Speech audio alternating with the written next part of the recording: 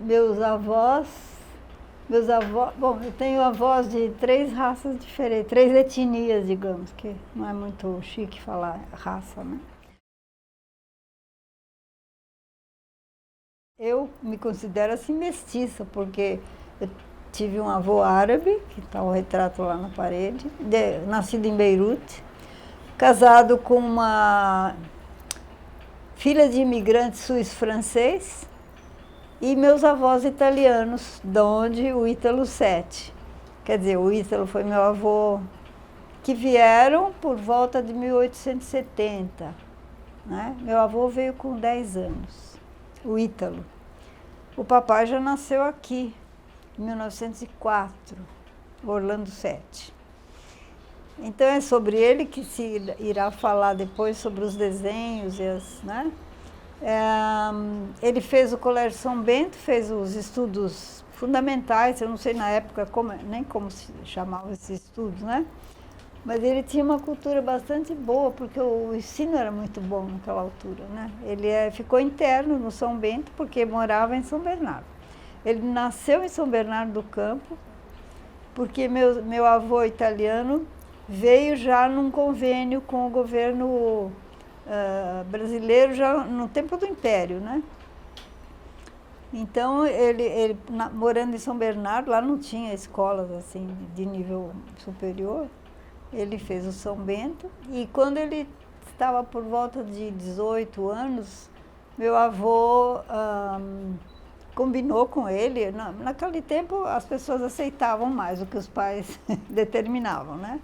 Que ele iria para a Itália, para essa escola, 2 escolas, uma em Milano e a outra em Como, para estudar tessitura, desenho de tessitura. E essa escola, que é aqui, Escola de Arte e Mestieri, que é essa onde ele, no final do curso, ele ganhou uma medalha de ouro, mas como ele não era nascido na Itália, ele trouxe a medalha de prata, a de ouro ficou com o segundo lugar, que era italiano. Ele ficou lá até 1922. Ele foi em 21, não, até 23, né? E eu tenho o diploma dele lá da escola, que está um pouco sofrido por causa do tempo, né? E a medalha é essa aqui. Bom, então ele assumiu que ia fazer desenho de tecelagem. Provavelmente ele já tinha muita vocação para desenhar, né? Para essas artes gráficas todas, né? Que já não é mais nem só desenho, né? Então, se você olhar aqui, quem conhece tecelagem, hoje é computador, naturalmente, mas ele fazia ponto por ponto, né? Foi isso que ele aprendeu em Milano, né? Então, o que eu posso dizer? Ele trabalhava com lentes, a outra lente eu não sei com quem ficou, mas ele trabalhava com lentes porque esses pontinhos eram minúsculos, né? E lupas e tudo isso. E ele criou mais de 3.000 desenhos para gravata. Meu avô, então, montou uma fábrica de tecidos para gravata. No início, no final do século XIX, a fábrica começou em 1904. Eles ainda trabalhavam com seda francesa, seda que vinha, não é que francesa, vinha da França, provavelmente importada do Oriente, né? Então ele conhecia tudo sobre sericultura, como é que cultiva o bicho da seda e tudo aqui, né? E em São Bernardo também tinha alguns japoneses que cultivavam essa sericultura, né? As amoreiras, porque é a única refeição do casulo, isso é muito complicado de explicar. Bom, e a partir do século XX, do início do século XX, principalmente depois da guerra, ficou mais difícil a importação da seda pela França, pela Ródia Seta. Eles compravam da Ródia. Então, eu sei, eles tinham até os carretéis de seda pura, era uma coisa belíssima, né? De várias cores.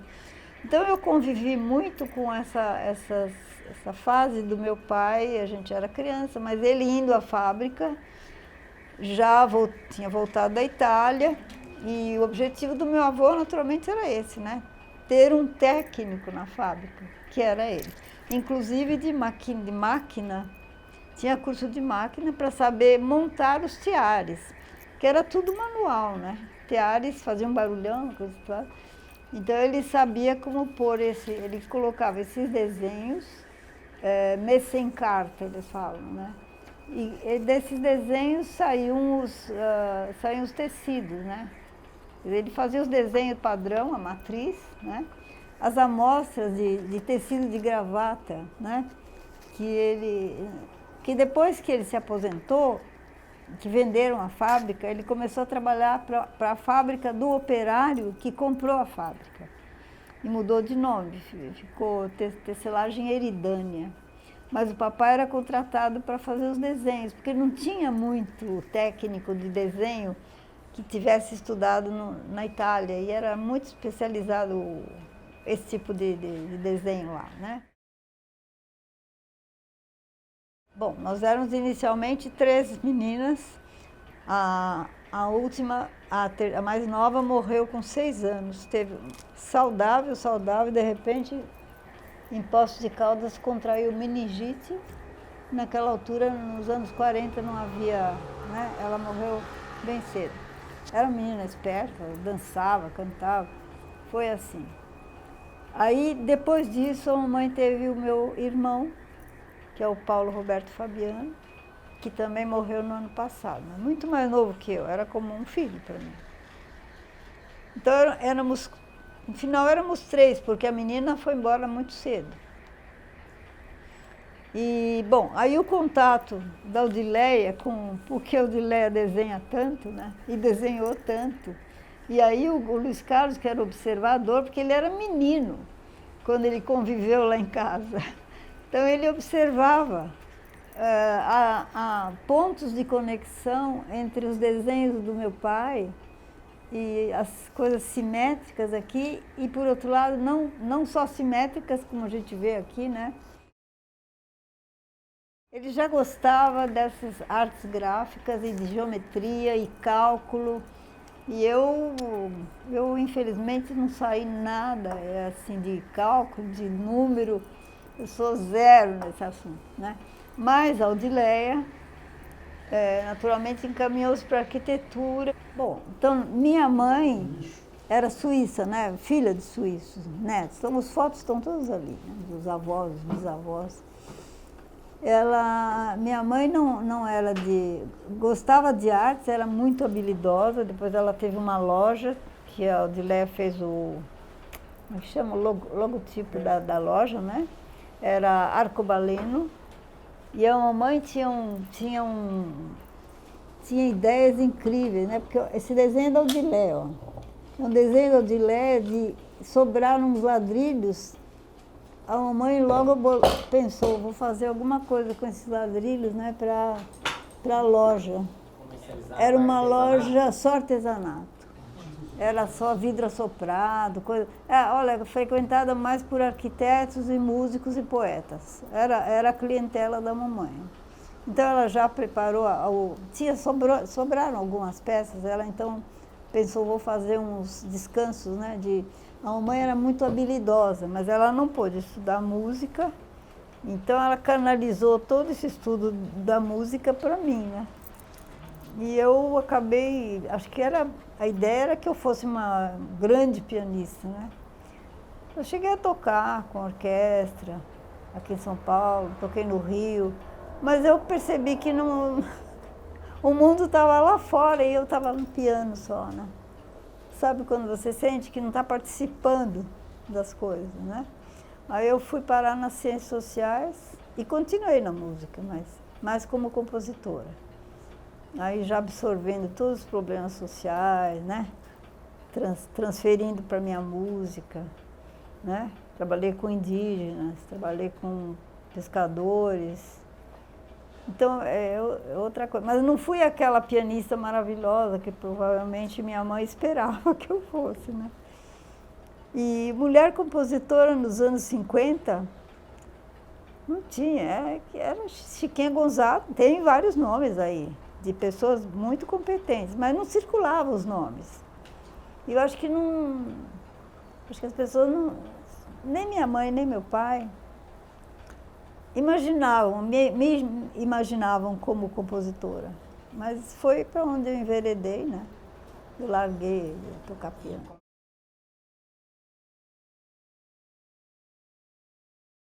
Os recortes, eu achei alguns, mas eu tenho recortes enormes, eu não tenho mais nem saúde para pegar, são grandes. Não, os recortes, eu não participei dessa parte, só apreciava, né? Apreciava, que eu achava assim, uma coisa, né? Linda. É que o plástico, ele fazia umas montagens meio caseiras, uma dizia, mas que montagem mais ruim, porque você não manda pôr e tal. Algumas estão aí em vidro, né? Não, eu não participava, eu só admirava, né? Era fã, mas eu para desenho também era muito ruim. Aí a Odileia era bem pequenininha, a Odileia tinha uns 6 para 7 anos, falou, se não fosse eu, queria ser eu mesma. Porque ela viu esse negócio de ser Akilson não dá certo. Ela sai chorando da sala, né? Mas ela era ótima, sempre foi. E acho que ela absorvia bem as aulas, né? Ela absorvia. Então ela já tinha esse convívio, né? Gostava. A gente se dava muito bem, nós duas, né? Agora, diferentes, né? Diferentes na maneira de ser, mas nos dávamos muito bem. Como é que ela era? Ela era uma pessoa normal, alegre, sim. E quando era pequena, era muito prosa, né? Ela gostava de sair passeando, assim. Era uma pessoa que estava bem com a vida. Mas depois ela foi lecionar no IAD, lecionou em Santos, na Faculdade de Santos. Também aqui, depois na FAO, né? Porque vamos pensar, vocês foram mulheres meio que emancipadoras, né? Não era comum. Não era. Bom, ser arquitetas. empreendedor, estudar. Ah, sim, principalmente morando fora, né? Num lugar que não tinha recurso. Eu estou ficando. A Odileia era uma pessoa normal, alegre, super bem dotada para desenho, nossa. Vocês vão ver o que ela fazia.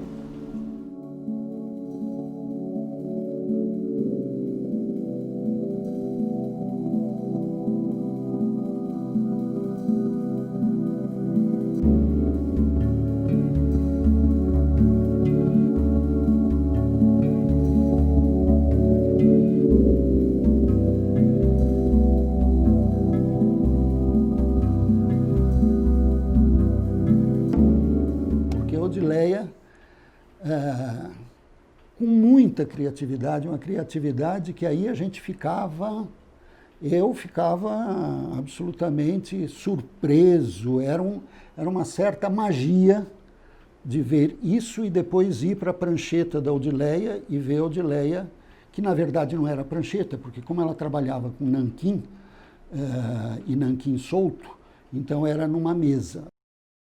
O processo de criação da Odileia era uma coisa, assim, com mais instrumental de trabalho.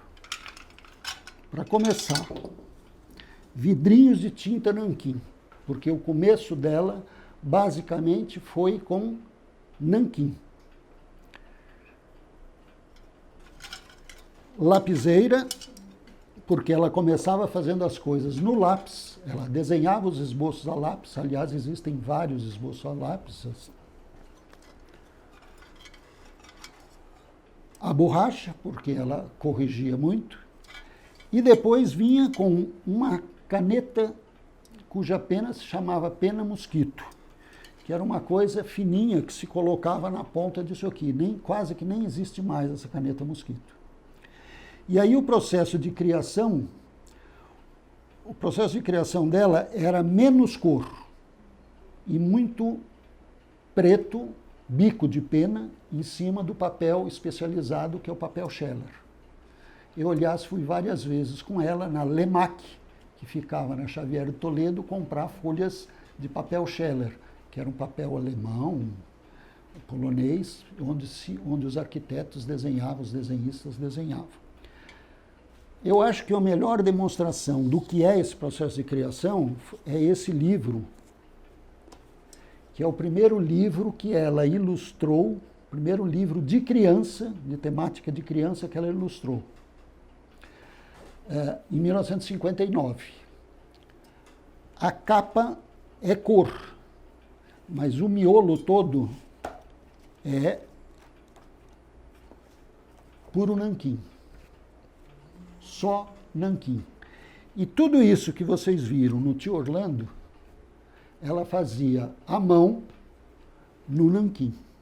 Então, se vocês pegarem isso aqui, desmontarem esse livro, ou outros, e pegarem desenhos por desenhos, vocês vão ver a infinidade de texturas que ela tem nisso aqui à mão. Então, por exemplo, os quadrados não eram feitos no papel cartelado como do Tio Orlando. Eram quadrados feitos à mão. As linhas paralelas não eram feitas com régua T como o arquiteto faz. Eram à mão. Os círculos não eram feitos com compasso, mas parecem que são feitos com compasso. Posso mostrar para vocês desenhos diversos aqui. Olha isso aqui. Entendeu? Negócio incrível. Por muitos desenhos e muitas ilustrações ela fez com nanquim. O que aparentemente pode ser um limitador, porque não tendo cor, você precisa ter muita competência para tirar texturas, percebe? E ter elementos de ilustração que são feitos com uma única cor e com uma única caneta, com uma única... Ela não usava caneta grossa, tudo isso era com essa canetinha mosquito. Eu acho que tem poucas casas de artista que ainda tem essa pena mosquito, porque agora, e depois eu vou contar, ela depois começou a fazer com uma pena diferente de canetas diferentes. Muito bem. A maior parte dos desenhos dela desse período, inclusive que ela fez a ilustração do Estado de São Paulo, do Suplemento Literário do Estado e outras diversas, capa de partitura da Kilsa, que está aqui, depois vocês podem verificar, são todos feitos no nanquim. É uma coisa impressionante. Lógico que nas capas, ela começou também a transitar na questão da cor. Né? Mas sempre o nanquim é o elemento fundamental da sofisticação do desenho dela. Tá? Então eu acho que isso é uma coisa que precisaria ser dito para entender um pouco como transitava essa criação do Tio Orlando, né, dessa sofisticação desse detalhe para as coisas da Odileia. Bom, aí aconteceu uma coisa o seguinte, em determinado período, esse escritório da Odileia se tornava um ateliê do escritório de arquitetura do Toscano e de seus amigos quando tinha concurso de arquitetura, que eles entravam nos concursos e saíam fazendo projeto. Como precisava de muito espaço, porque era muito arquiteto, desenhista, então precisava de um salão grande. Ia todo mundo para essa sala da Odileia. E aí era um teatro, um verdadeiro teatro, que reuniam todos aqueles arquitetos desenhando, isso está bom, isso não está bom, do desenho de lápis ia para o nanquim, do nanquim ia para a perspectiva, enfim. E aí aconteciam umas coisas muito interessantes, porque as plantas de arquitetura eram exclusivamente com o nanquim preto, não existia cor. A cor era para alguns desenhos de ilustração de livros e revistas. Mas aí, no caso da arquitetura, essas coisas eram mais ou menos abandonadas, e aí a arquiteta se comportava, a Odileia se comportava como arquiteta como ela era. E aí tem algumas passagens muito interessantes, porque depois das plantas prontas, corte, planta alta, planta baixa, não sei o quê, normalmente os concursos de arquitetura exigiam que se fizesse 2 plantas com perspectiva. Quem é o arquiteto que fazia perspectiva? Ninguém, a não ser Odileia. E a Odileia sentava naquele papel gigante, papel vegetal gigante, e começava a desenhar perspectiva, porque ela tinha essa noção de perspectiva Muito bem. Na questão do desenho da perspectiva, como os desenhos eram muito grandes, ela precisava desenhar texturas que não eram desenhadas neste tamanho. Porque, para vocês imaginarem, isso aqui não passou por redução nem ampliação. O desenho original tem esse tamanho que está aqui. Não tinha essa de fazer, como faz hoje, que você faz um desenho de um tamanho, reduz, aumenta. O desenho que está aqui, isto aqui, era o desenho que ela fazia. Entendeu? Só que no desenho, portanto, de arquitetura, as plantas eram gigantes, eram plantas de 1 metro, talvez 1,10 m por 60. E aí os desenhos eram de uma amplidão e exigiam toda uma estrutura de desenho muito, muito trabalhosa. Ela fazia perspectiva, a parte técnica, porque ela era uma arquiteta excepcional. O Toscano não enviava nada sem chamar a Odileia e dizer assim, o que está aqui, o que você acha disso, como é que está? A Odileia, assim, se ela não criava praticamente na arquitetura, no desenho, no detalhe, mas ela dava aval, e eu presenciei várias vezes ela dizendo, João, isso aqui não está legal, isso aqui precisa mudar, e esse detalhe está fora, isso aqui não vai conseguir ficar de pé, não sei o quê. Então, era uma pessoa riquíssima nesse sentido.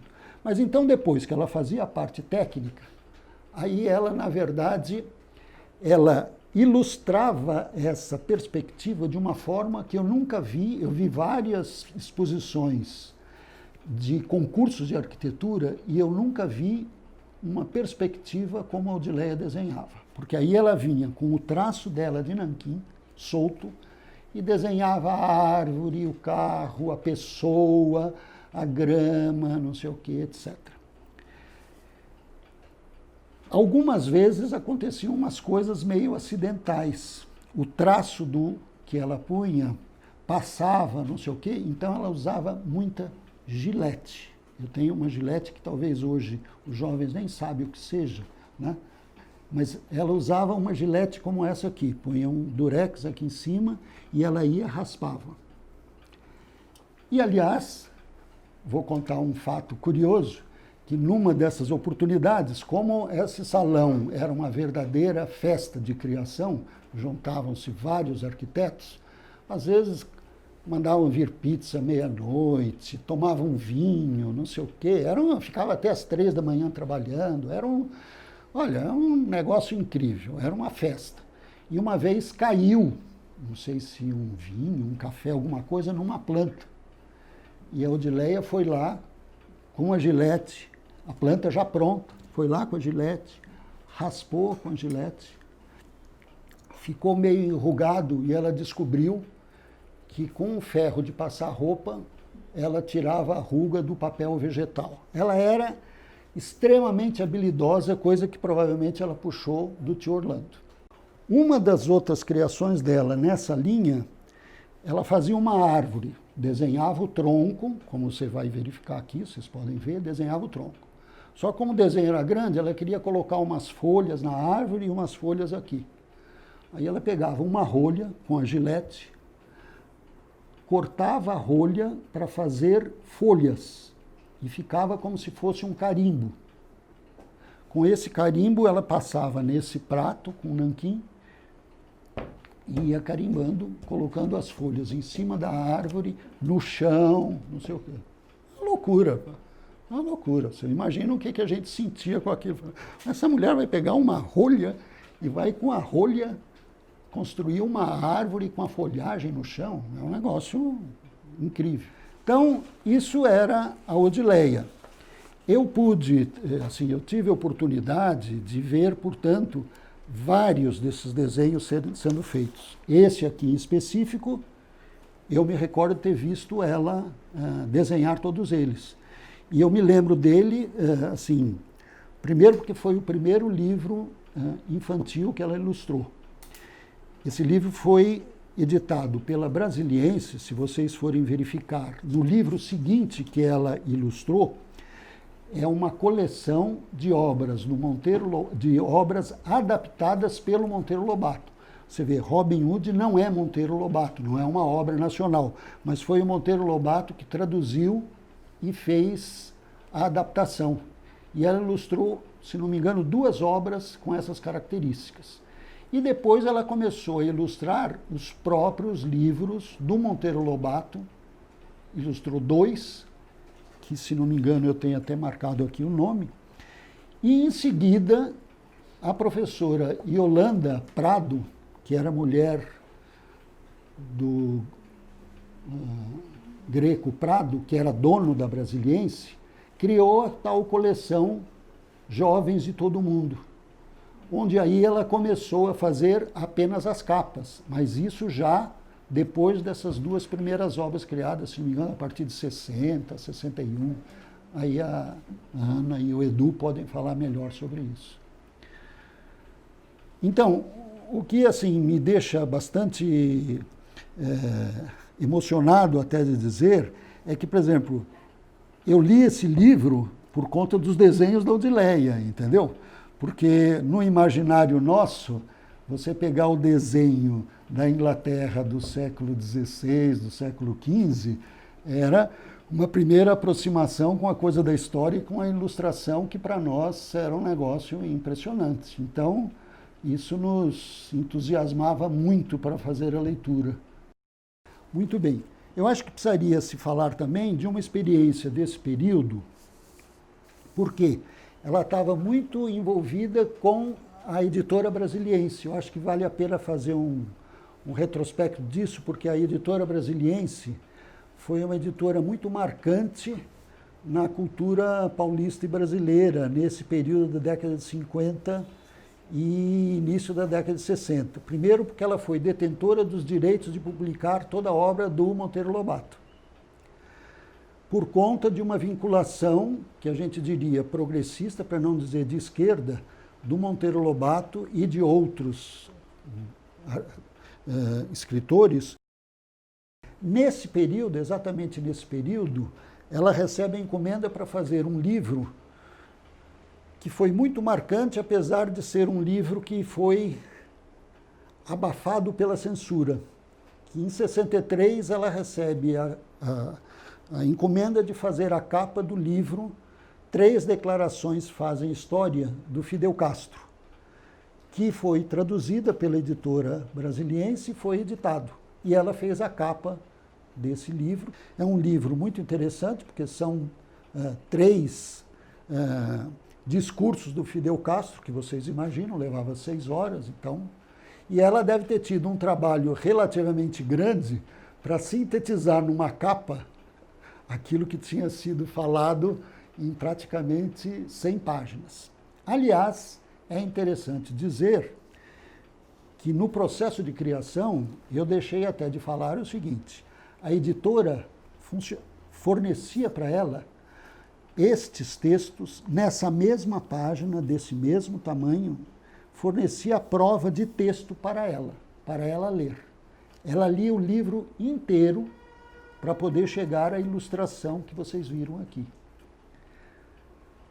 Às vezes, no verso da capa, só que o texto não era em página dupla, era uma página só.